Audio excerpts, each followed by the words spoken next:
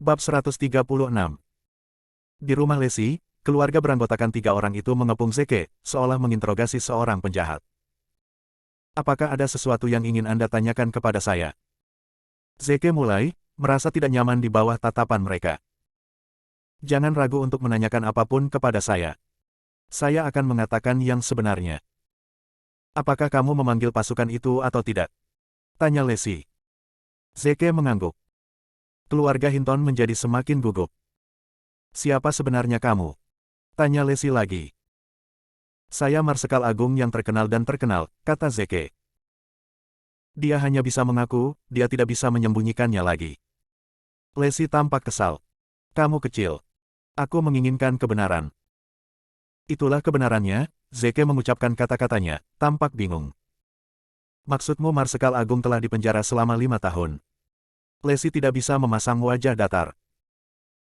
Dan dia telah tinggal di samping seorang gadis biasa selama 5 tahun dan tidak pernah melawan, tidak peduli penghinaan itu. Dan dia tidak mampu membayar mahar 300.000 dan hanya bisa meminta bantuan pengiring pengantin selama pernikahan. Ya, apa yang salah dengan itu? Zeke bertanya, bingung. Dewa perang juga manusia. Dia juga memiliki keadaannya sendiri. Lesi sudah kehabisan akal. Aku sudah muak dengan bagaimana kamu masih begitu tenang dan sombong. Anda. Dari apa yang kulihat, Lone Wolf datang untuk menangkap Logan Huff karena pelelangan grup Hamilton. Itu hanya keberuntunganmu yang bodoh. Zeke merasa situasinya ironis.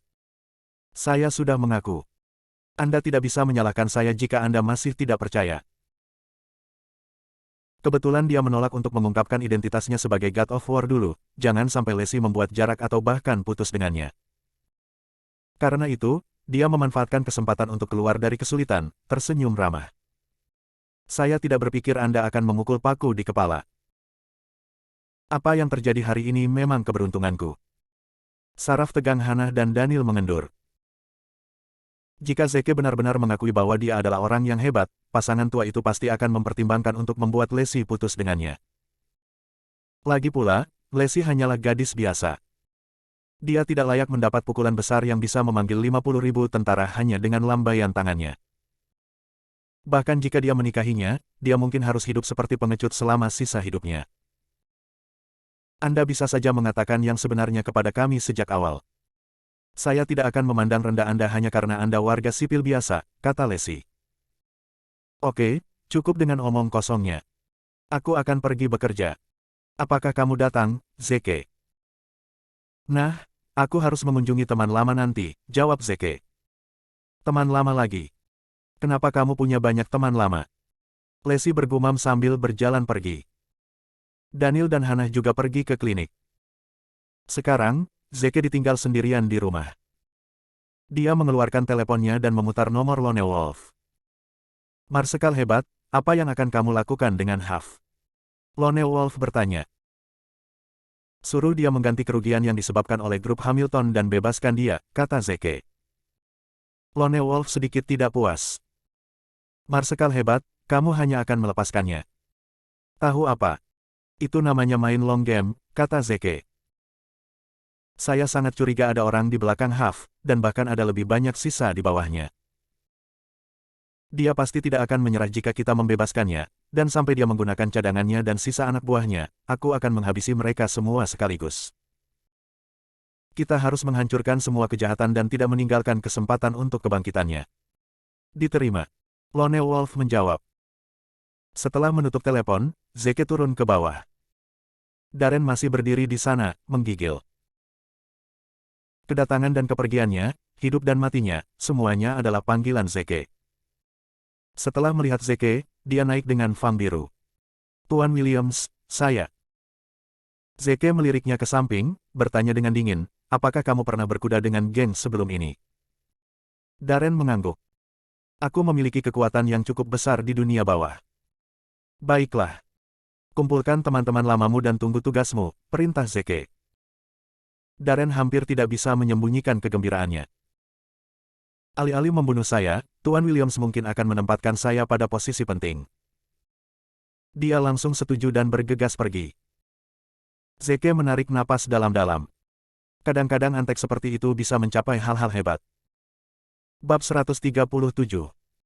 Di distrik militer provinsi, Logan tidak dikirim ke pengadilan militer. Dia dibebaskan setelah membayar penalti. Dia pikir pemimpin lama yang mendukungnya telah berbicara untuk menyelamatkannya. Tapi sedikit yang dia tahu bahwa Zeke sengaja membiarkan malapetaka untuk masa depan. Begitu dia keluar, dia tidak menunda dan mencari muridnya, Sam Clemons, adik Emily. Sam telah lama mengetahui dengan jelas tentang bagaimana dan mengapa hal ini terjadi. Begitu dia bertemu Logan, dia mengungkapkan kesetiaannya dan berkata, "Tuan, beraninya bajingan itu memukulmu. Itu adalah kejahatan yang bahkan kematian tidak bisa menebusnya. Haruskah aku mengirim seseorang untuk memberinya pelajaran?" Logan menggelengkan kepalanya. Mengajarinya pelajaran adalah hukuman yang terlalu mudah baginya. Saya ingin membuatnya kehilangan kekayaannya dan menunjukkan kepadanya bahwa memukuli saya akan membuat dia kehilangan banyak uang. Tuan, mungkinkah Anda sudah memikirkan rencana pembalasan? Tanya Sam. Logan mengangguk. Betul sekali. Tapi karena aku baru saja dibebaskan, tidak nyaman bagiku untuk menunjukkan diriku sekarang. Kamu harus bertanggung jawab penuh atas rencana balas dendam ini. Sam mengangguk. Tidak masalah. Serahkan saja padaku, Tuan. Aku pasti akan mencari keadilan untukmu kali ini. Logan tersenyum lega, memberi isyarat kepada Sam untuk mendekat saat dia bergumam di telinganya. Setelah beberapa saat, senyum sombong yang mengerikan muncul di wajah Sam. Ide yang brilian, Tuan. Anda meludah untuk menangkap ikan tenggiri. Mari kita lihat apakah kamu selamat kali ini, Zeke Williams. Pada hari yang sama, Sam meninggalkan tentara dengan alasan pulang untuk mengunjungi kerabatnya. Namun alih-alih langsung pulang, ia langsung menuju ke desa bukit dan mencari seorang penduduk desa bernama Jaden Hill. Jaden adalah seorang tentara yang bertugas di bawah Logan tetapi kemudian melanggar disiplin dan diberhentikan lebih awal. Setelah dia didemobilisasi, dia kembali ke kampung halamannya, Desa Hill, dan menjadi pengganggu desa. Selama bertahun-tahun, dia terus berhubungan dengan Logan dan telah membantunya dengan beberapa bisnis gelap. Ketika dia mengetahui bahwa Sam dikirim oleh Logan, dia dengan hangat mengundang Sam ke rumahnya. Tuan Clemons, saya ingin tahu instruksi apa yang Anda bawa dari petugas HAF kali ini, Jaden bertanya dengan hormat setelah menyajikan teh. Kudengar Desa Hill akan segera dihancurkan. Tanya Sam. Jaden mengangguk. Ya. Proyek Love in Avalon City telah menimbulkan sensasi di seluruh provinsi. Karena pengembang ingin menempati tanah desa kami. Petugas HAF ingin Anda menghalangi pembongkaran, kata Sam. Jaden tampak terkejut. Petugas HAF juga tertarik dengan tanah ini. Sam menggelengkan kepalanya. Petugas HAF tidak peduli dengan sebidang tanah yang rusak ini. Kamu seharusnya sudah mendengar tentang permusuhan antara petugas HAF dan penanggung jawab proyek Love in Avalon City, kan? Petugas HAF ingin bergerak di proyek itu. Sebidang tanah ini adalah tanah terpenting untuk proyek ini. Tanpa tanah ini, proyek Love in Avalon City harus dibatalkan. Pada saat itu, penanggung jawab akan melanggar kontrak dengan keluarga Schneider. Mereka harus membusuk di penjara atau bahkan bangkrut. Gigi Jaden mengatuk. Bajingan ini pasti harus mati karena menyinggung petugas HAF. Jangan khawatir, Tuan Clemons. Penduduk desa selalu membenci pembongkaran ini.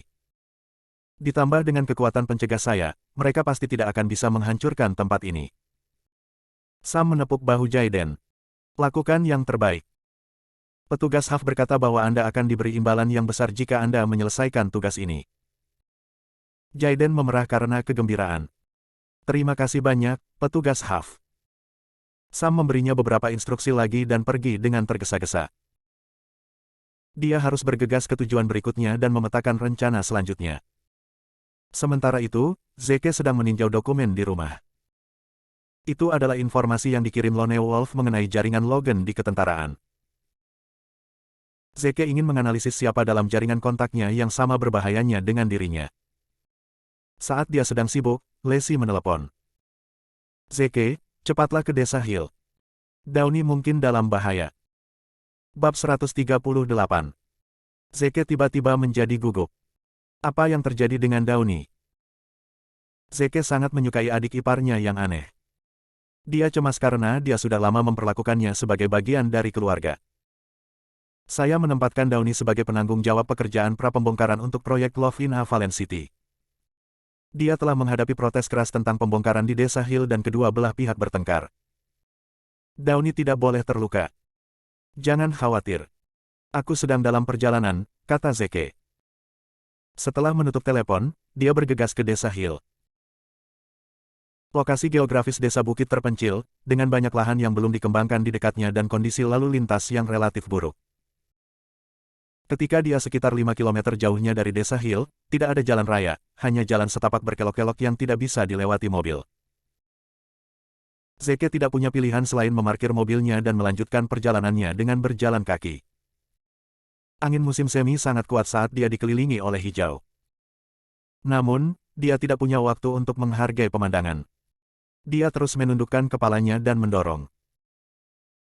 Tepat setelah dia mengambil beberapa langkah ke depan, sebuah tanaman di punggung bukit di sebelahnya menarik perhatiannya. Dia segera menghentikan langkahnya, dengan hati-hati mengambil tanaman itu, dan mengamatinya di telapak tangannya. Dengan mata berapi-api, dia memetik sehelai rumput dan mencicipinya. Rhodiola rosea. Zeke berseri-seri. Ini ketujuh dari 10 ramuan langka dan eksotis. Tapi Rhodiola rosea sangat langka dan hanya tumbuh dalam jumlah kecil di 4 perkebunan herbal utama di Eurasia. Mengapa ada di sini? Kecuali. Tiba-tiba menyadari sesuatu, dia melihat sekeliling dan menemukan hamparan Rhodiola rosea. Semangat Zeke terbang tinggi. Benar saja, tempat ini adalah perkebunan herbal, dan skalanya cukup besar. Hanya ada 4 perkebunan herbal di Eurasia. Tanaman herbal langka yang ditanam di sana telah menyelamatkan nyawa banyak prajurit dan prajurit. Tapi ini jauh dari memuaskan kebutuhan tentara. Jika ada lebih banyak tanaman herbal ini, pasti akan menyelamatkan nyawa lebih banyak tentara. Uang tidak bisa lagi mengukur nilainya. Bahkan ketika dia telah memimpin ribuan pasukan untuk memaksa 9 negara menandatangani perjanjian aliansi 9 negara, dia tidak pernah begitu bersemangat. Pentingnya menemukan perkebunan herbal terlalu besar.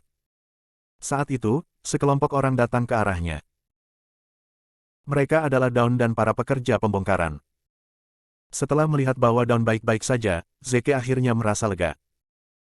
Ketika Dawn melihat Zeke, dia berlari ke arahnya, senyum tanpa sadar muncul di wajahnya. Zeke, apa yang kamu lakukan di sini? Kudengar kalian mengalami protes kekerasan. Aku mengkhawatirkanmu, jadi aku datang, jawab Zeke. Saya baik-baik saja. Semua berkat pekerja kami karena telah melindungi saya, kata Dawn. Tapi mereka tidak beruntung. Mata Zeke menatap para pekerja pembongkaran. Para pekerja pembongkaran itu besar dan kuat tetapi sekarang tertutup hitam dan biru. Zeke merengut. Downey, apakah ada begitu banyak penduduk desa? Bagaimana mereka bisa dipukuli begitu parah? Downey menggelengkan kepalanya. Tidak banyak dari mereka, tapi ada yang sangat kuat. Jelas, mereka terlihat kurus seperti monyet, tapi mereka bisa bertarung lebih baik daripada pria berotot kita. Zeke tenggelam dalam pikirannya. Jelas bahwa penduduk desa itu telah mengambil Rhodiola rosea. Rhodiola rosea dapat menyembuhkan segala macam penyakit dan menguatkan yang sehat. Reputasi 10 ramuan langka bukanlah lelucon. Zeke ingin memantau penduduk desa dengan cermat. Downey, apakah kamu tahu mengapa penduduk desa yang memprotes menentang pembongkaran? Dia bertanya. Bab 139. Dawn menggelengkan kepalanya dan menjawab, saya tidak tahu. Saya akan mencoba untuk berkomunikasi dengan mereka, tetapi mereka mulai memukuli anak laki-laki itu hanya karena perbedaan pendapat. Oke, kalian kembali dulu. Aku akan pergi dan melihat apa yang terjadi, kata Zeke. Zeke, aku ikut denganmu, kata Dawn. Dia tidak khawatir tentang bahaya. Bagaimana bisa berbahaya ketika Marsekal Agung ada di sisinya? Zeke menggelengkan kepalanya. Tidak, bawa pekerja ke rumah sakit dulu. Kami akan mengganti semua biaya pengobatan. Downey terlihat kecewa. Tapi karena dia tidak berani membantah Marsekal besar, dan hanya bisa pergi dengan kekecewaan. Zeke berlari menuju Desa Hill. Penduduk desa yang telah berkumpul di pintu masuk desa bubar, tetapi beberapa orang tetap tinggal untuk menjaga pintu masuk. Pemimpin kelompok itu adalah Jayden Hill. Setelah memperhatikan Zeke, Jaiden menjadi waspada. Siapa kamu dan apa yang kamu lakukan di sini? Dia khawatir Zeke berasal dari tim pembongkaran. Sebelum Zeke sempat berbicara, sosok kurus tiba-tiba melompat keluar dari kerumunan. Williams, apakah itu kamu? Sial, aku tidak berharap melihatmu di sini. Dahi Zeke berkerut, mengamati sosok kurus itu. Setelah beberapa saat, dia akhirnya mengenali pihak lain sebagai mantan teman satu selnya, Douglas Hill. Douglas dulu mencari nafkah dengan mencuri baterai mobil listrik. Selama mereka di penjara, dia selalu mencuri beberapa gadget kecil dari penjaga penjara dan membaginya dengan Zeke. Hubungan mereka cukup baik. Tidak terpikir oleh Zeke bahwa Douglas telah dibebaskan. Dia tidak pernah berpikir mereka akan bertemu lagi di tempat seperti itu. Hill, sungguh kebetulan. Zeke tersenyum pada Douglas. Apa yang kamu lakukan di sini? Ini kampung halamanku. Tapi kamu, kenapa kamu ada di sini? Tanya Douglas. Douglas, siapa dia? Jaiden bertanya dengan tidak sabar. Oh, dia mantan teman satu selku, Williams, jawab Douglas. Puff. Bawahan Jaiden tidak bisa menahan tawa. Jadi dia mantan napi, sama sepertimu. Persahabatan yang terbentuk di penjara itu sah. Kalian harus duduk dan minum nanti. Zeke melirik Jaiden, matanya dipenuhi dengan niat membunuh. Kematian akan menimpa mereka yang menghina Marsekal Agung. Douglas naik, menarik tangan Zeke dan berjalan ke desa. Ayo, Williams. Mari kita minum bersama hari ini. Zeke dengan jelas memperhatikan bahwa kekuatan Douglas jauh lebih besar dari biasanya. Dia menduga itu karena konsumsi rhodiola rosea. Hill, apakah kamu tahu apa ini? Dia mengeluarkan rhodiola rosea di sakunya dan menunjukkannya kepada Douglas. Tentu saja. Itu rhodiola rosea. Ada di mana-mana di desa ini, kata Douglas. Apakah kamu sudah memakannya sebelumnya? Zeke bertanya. Aku punya. Tapi rasanya biasa-biasa saja. Aku tidak terlalu menyukainya, jawab Douglas. Saya selalu memberi mereka makan untuk babi. Beri mereka makan babi. Zeke merasakan perih yang tajam di hatinya. Rhodiola rosea bernilai puluhan juta di pasar gelap. Dia memberi makan puluhan juta, bahkan ratusan juta untuk babi. Melayani Anda dengan benar karena menjadi miskin. Ingat waktu kita di penjara, Williams. Aku bilang aku akan mengenalkanmu pada adik perempuanku saat kau keluar, kata Douglas. Kau datang pada waktu yang tepat.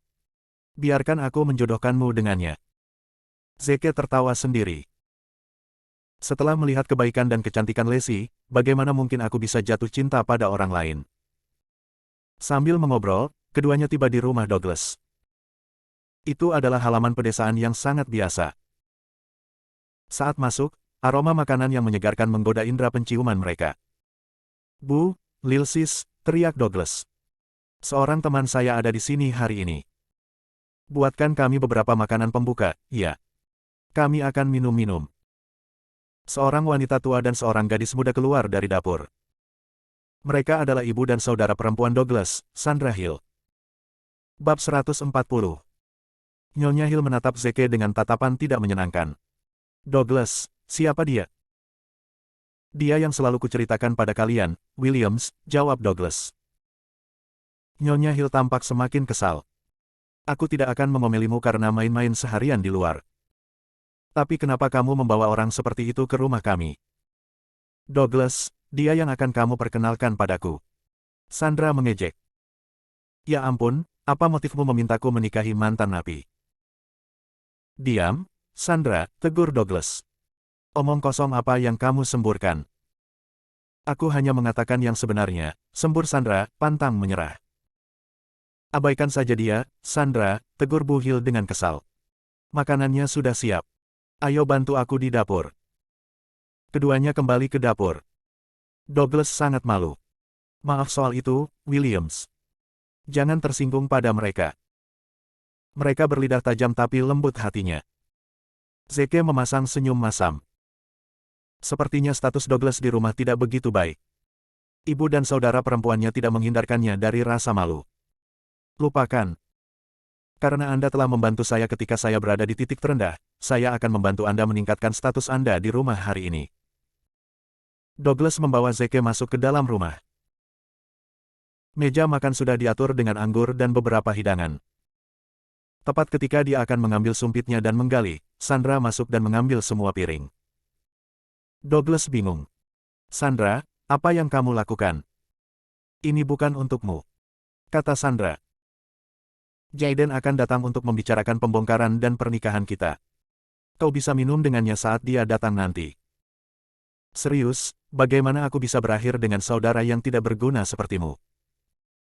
Jika bukan karena kami tidak memiliki pria lain dalam keluarga, aku tidak akan membiarkanmu duduk di meja ini dan mempermalukanku. Douglas gemetar karena marah. Tidakkah kamu pikir kamu terlalu berlebihan, Sandra? Temanku ada di sini. Zeke dengan cepat menepuk bahu Douglas, memberinya sebatang rokok. Santai. Douglas membungkuk, tampak malu. Aku minta maaf, kamu harus melihat itu. Zeke tersenyum dan tidak mengatakan apa-apa. Saat itu, ledakan tawa hangat terdengar dari halaman. Bibi, Sandra, apa yang kalian masak? Baunya sangat enak. Jaden telah tiba. Nyonya Hill dan Sandra bergegas keluar untuk menyambutnya. Jaden, kamu di sini. Ayo masuk. Aku khusus membuatkanmu babi rebus favoritmu. Jaden, kenapa kamu terlihat semakin tampan setiap hari? Zeke dapat dengan jelas melihat perbedaan yang mencolok antara antusiasme mereka terhadap Jaden dan ketidakpedulian mereka terhadap Douglas. Apa-apaan? Kulit Douglas berubah menjadi yang terburuk. Dengan Sandra memimpin, Jaden masuk. Matanya langsung cerah saat melihat Zeke. Yo, kamu di sini juga. Kebetulan sekali. Kalian saling kenal. Sandra bertanya dengan heran. Aku baru saja bertemu dengannya di pintu masuk desa. Bukankah dia salah satu mantan teman satu sel Douglas? Kata Jaden. Yah, aku agak penasaran dengan kehidupan di penjara. Mungkin kau bisa menceritakannya nanti. Ya, ya. Sandra tersenyum. Dia sudah di penjara selama 5 tahun. Dia harus tahu segalanya tentang kehidupan di balik sangkar di punggung tangannya. Itu dia. Douglas tidak tahan lagi karena pihak lain terus berbicara tentang kehidupan penjara mereka. Williams, ayolah. Ayo kita keluar dan makan. Sandra tidak senang. Pergi keluar dan makan. Apakah kamu sekaya itu? Jaden bersedia duduk denganmu karena dia tidak ingin mempermalukanmu. Jangan tidak peka. Zeke menepuk bahu Douglas, menghibur, ayo kita selesaikan saja. Tetapi, Douglas tidak puas. Duduk. Zeke menekan Douglas ke kursi. Jaden tertawa riang. Kamu benar-benar perlu belajar dari Williams, Douglas. Kamu hanya bisa bertahan hidup di masyarakat ini dengan kulit tebal.